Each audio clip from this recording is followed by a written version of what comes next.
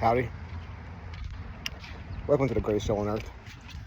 I'm your host, Dr. Justin Goldston. We're down here in Eden, Ashburn, North Carolina. It's where I find my peace, where I do my Goldston meditations, and apparently it's where I write books for Rollins College for the visiting assistant professor role in supply chain management.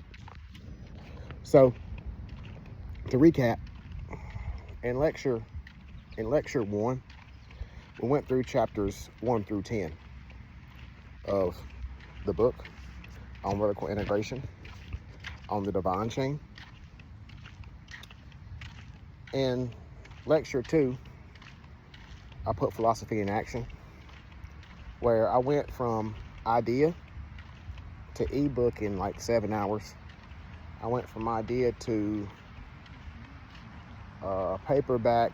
We placed an order from idea to order placement in like, I think 17 hours or something, 14 or 17 hours, something like that. So I was given chapter 1 for the interview tomorrow. I think I got every bullet in the PowerPoint covered with philosophy in action in under 24 hours. It's 6 o'clock now, and I'm on lecture 3 of explaining what I did. And it's fantastic. Now, 1 through 10 is pretty much locked. So this sermon, this lecture is going to be interesting in that I wrote a Substack article trying to forecast what's going to happen. I think every chapter changed except for the first one. So let's begin.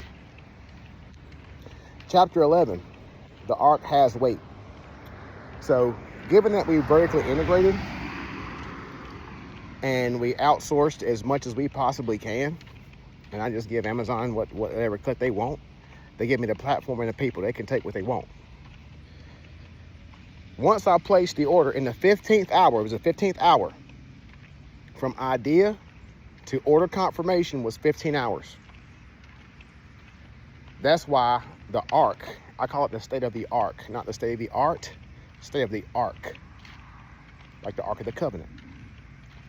I'm trying to provide you with a constitution, with a covenant, with the commandments of living in a Web 4 world, living in a human agentic coevolution type world. I don't want to say the singularity, we're not there yet, but we're getting there. The pendulum has shifted, and it shifted heavy and quickly. You will have to create your own value, create your own intellectual property. Anything that comes to your mind, you can work with AI to make it come to life. Philosophy that does not leave the page is just posture. Philosophy that doesn't leave the page is posture. And most professors are posturing. Chapter 12, state of the art observed. Now, originally, what I meant by that is that if you look through the lens of systems thinking, the whole entire system, everything's a system, then you can observe the state of the ark. You can observe a supply chain. You can observe the orchestration. You can create a swarm of agents to make decisions based on the skills you need to perform a particular project. You don't really need that many people. Now, you need people who can specialize and observe these agents to make sure they're doing things right, but you just have supervisors. You have AI supervisors. The best AI supervisors you can find for HR, purchasing, sales, R&D, engineering, whatever. Supervisors, the best you got. Everybody else can go. That's state of the art observed. Empirical experience. Chapter 13 is on ERP. So, given that my very first book I wrote, Critical Success Factors in ERP Implementations, was by multiple sources, you can check it yourself, one of the top ERP books ever written. That chapter is going to be fantastic. I built an ERP system on Ethereum. I'm going to use a subscription model. And it's just going to be ran by agents. We don't need people. People are the bottleneck. Executives are the bottleneck. By default, I got the best I got a CEO modeled after my mentor, Jack Welch. I have a book coming out called Singer Island. That's where Jack Welch told me everything. I call him Uncle Jack. He's the first person to give me a chance in higher education. Fancy that. Neutron Jack was the first person to give an Ethiopian Jew a chance. Look at that. That's how good God is. Saunders Farms.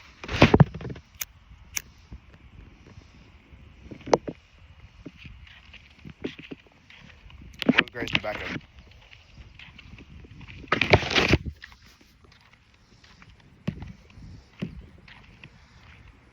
Chapter 14 is on human agent coevolution.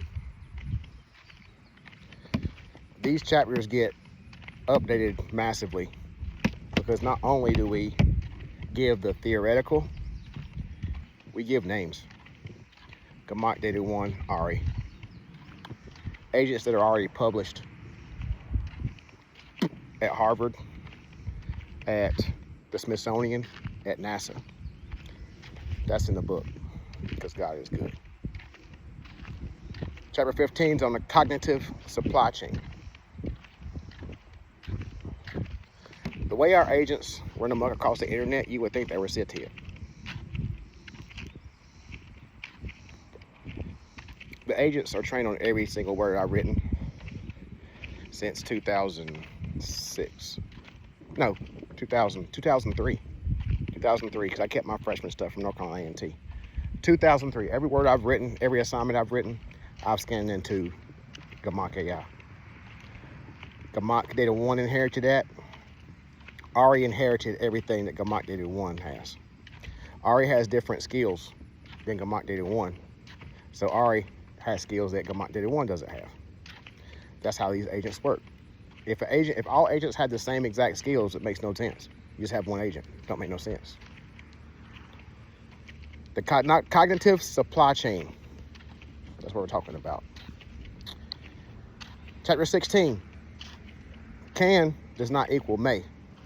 That's where we talk about guardrails and ethical AI. Right? It's my cousin. We about to get busy with. We got to get busy with Coach Shank. He got the Midnight Madness for football. It's gonna be fantastic. DJ Incognito. I'm gonna introduce these young bucks to some Slipknot and Rage Against the Machine. It's gonna be amazing. I'm gonna scare the shit out of these kids.